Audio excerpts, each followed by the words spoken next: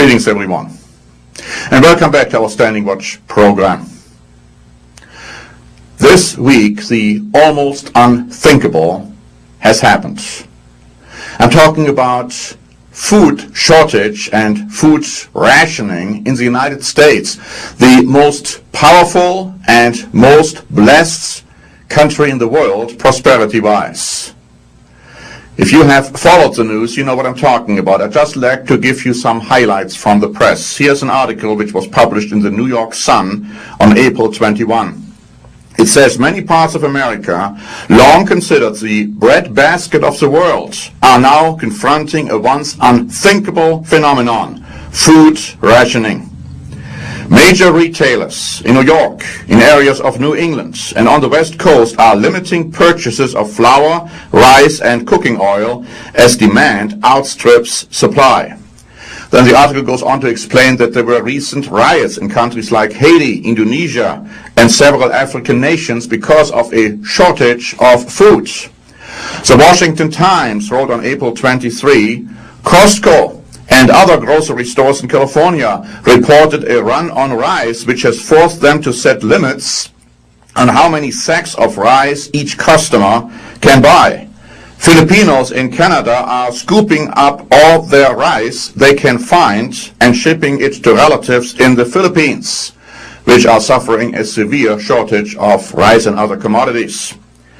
Der Spiegel Online, a German magazine, wrote on April 23, biofuels and droughts cannot fully explain the recent food crisis. Hedge funds and small investors bear some responsibility for global hunger. And then they are quoting Jim Rogers, who they say is perhaps the best known investor in broad-based commodity funds. And he is quoted as follows, unless something happens soon, we will see people not getting any food at all at any price. This is the sort of thing we read about in history books, but now I am afraid that it could happen again. CNN stated on April 24 that retail chain Sam Clubs will limit the sale of large quantities of rice amid a dramatic increase in the global price of rice. And of course, Sam Clubs is a division of Walmart stores. And then finally, let me also quote to you from the Los Angeles Times, which published an article on April 24 saying, prices for many foods, including beer, bread, coffee, pizza, and rice, are rising rapidly as the nation contends with its worst food inflation since 1990. How did we get into this mess, my friends? How can we possibly explain that the most powerful and most prosperous nation in the world would have to face food shortage? But you see, it's not just limited to the United States. I have an article here which was published in an Australian newspaper, and it said Japan's hunger becomes a dire warning for other nations. And they are pointing out that a 130% rise in the global cost of wheat in the past year has made many Japanese people to think that they are not only at the brink of a food crisis, but they have fallen off the cliff. In the book of Revelation, it talks about the third horse of the apocalypse.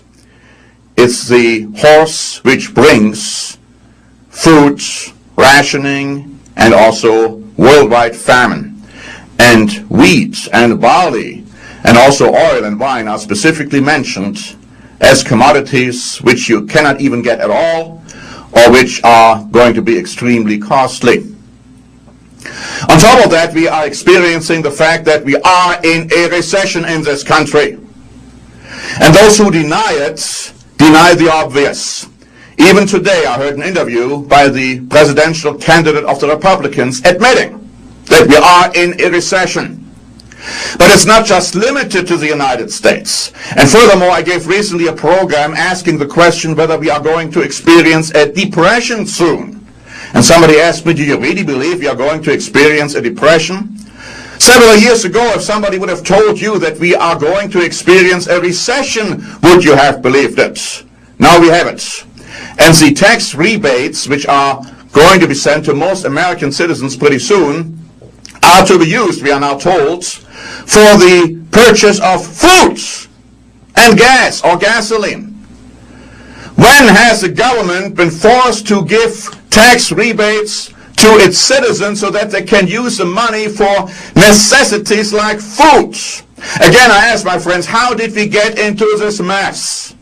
Now, of course, we can blame politicians, we can blame the government, we can blame the administration, we can blame leaders, but this is only the tip of the iceberg. The problems run much deeper. And as I said, my friends, it's not just limited to the United States. For instance, right now we have been told in the news, and I've just seen it today, that in certain parts of the country you have to pay $4.5 for a gallon of gasoline.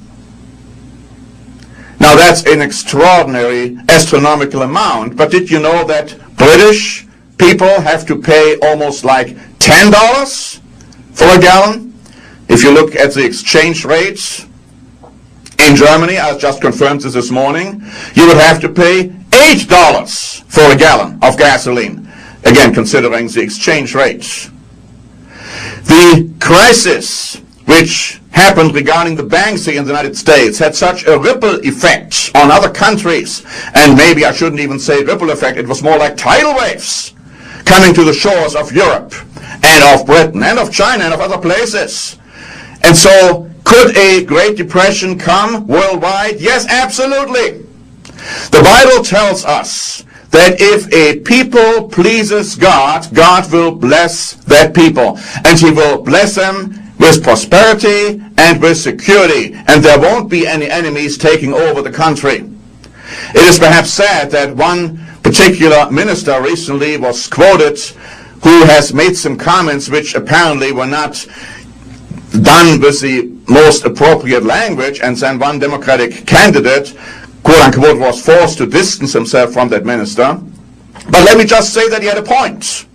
I was recently told that a white, high-ranking governmental official stated in a private meeting with journalists, and I haven't been able to confirm that in writing because I couldn't find an article reporting about that meeting. But he allegedly said that God will not bless this country any longer in the future, and we are going to experience tremendous problems.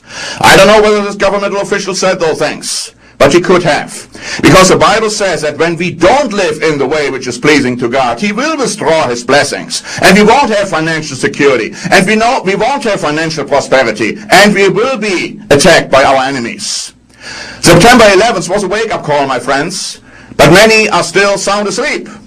And others have waken up to the fact that we are vulnerable, but then they looked at quote-unquote solutions which are not in accordance with the law of God.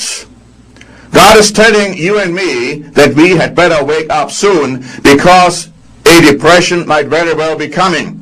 Food rationing in the United States of America might be reality not too long from now. And the solution is not in going out there and buying all kinds of food you can get and hoard it. The solution is to turn to God and let God let your life, let Him tell you how to live. David, the famous King David, said one time in the Psalms that I have been young and now I am old, but I have never seen the righteous forsaken by God or his children begging for bread. That's, my friend, is the solution. But we cannot think that God is going to bless us if we turn our back on Him. We are in very dire need of turning to God and asking Him for His help. I pray that you who are listening and who are heeding the words of God are waking up to that challenge. Thanks very much for watching. This is Norbert Link for the Standing Watch program.